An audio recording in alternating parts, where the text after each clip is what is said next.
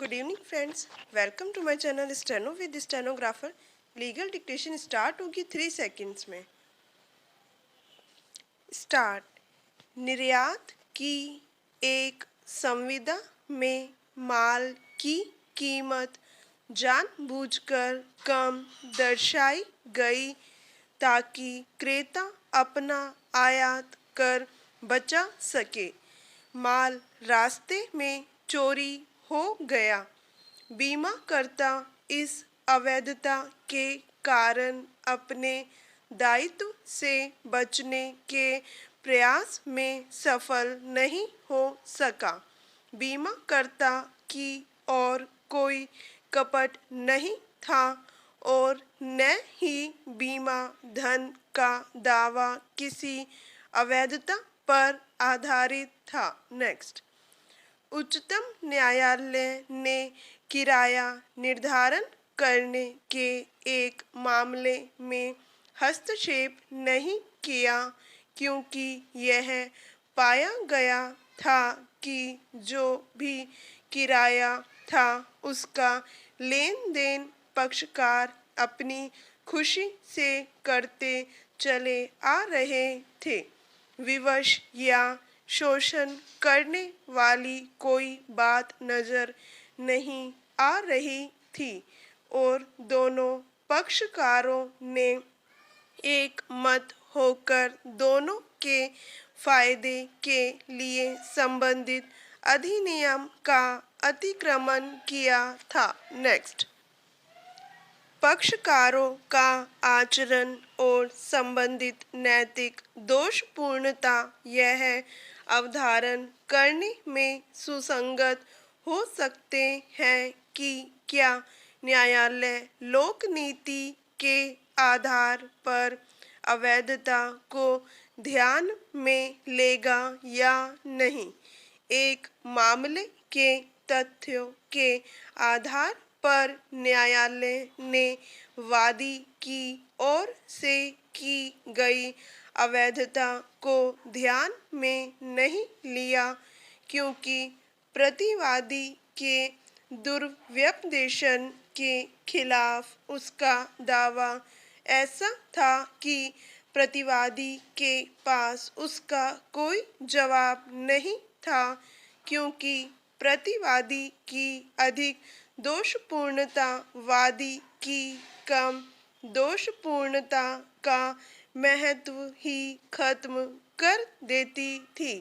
Bank द्वारा किसी ज्ञात अवैध उद्देश्य के लिए उधार दिए गए धन को वसूलने की अनुमति दी गई क्योंकि उस उद्देश्य का कोई सबूत नहीं था जिसके लिए धन की अनुमति दी गई थी. नेक्स्ट.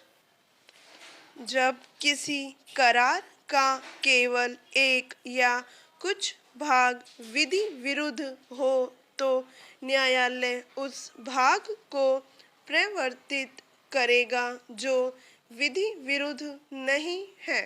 शर्त यह है कि विधि विरुद्ध भाग बाकी से पृथक किया जा सके. विराम.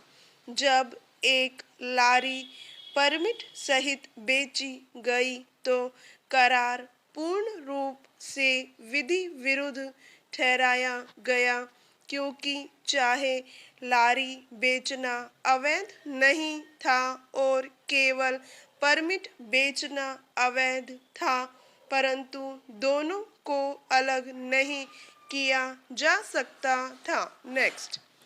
एक व्यक्ति को पैसा देने का वचन जिससे वह एक संपदा में अपना भाग निर्धारित करवा सके और फिर पैसा वापस भी करे तथा संपदा की धनराशि का एक भाग भी उच्चतम न्यायालय ने अभी निर्धारित किया कि यह एक मिश्रित समव्यवहार था जिसके लिए एक ही प्रतिफल था और दो प्रकार के भुगतान एक दूसरे से पृथक नहीं किए जा सकते थे। नेक्स्ट, मुजरे का अधिकार अगर लेनदार प्रतिभू पर वाद लाता है तो उसे लेनदार के विरुद्ध वही मुजरे का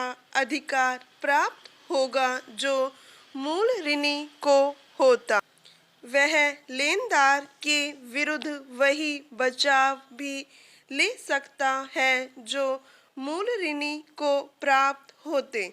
अगर लेनदार ने भी कुछ धन मूल ऋणी को देना है या उसके हाथ में ऋणी की कुछ वस्तुएं हैं जिनके लिए वह दावा कर सकता है तो प्रतिभू भी ऐसे अधिकार का लाभ उठा सकता है।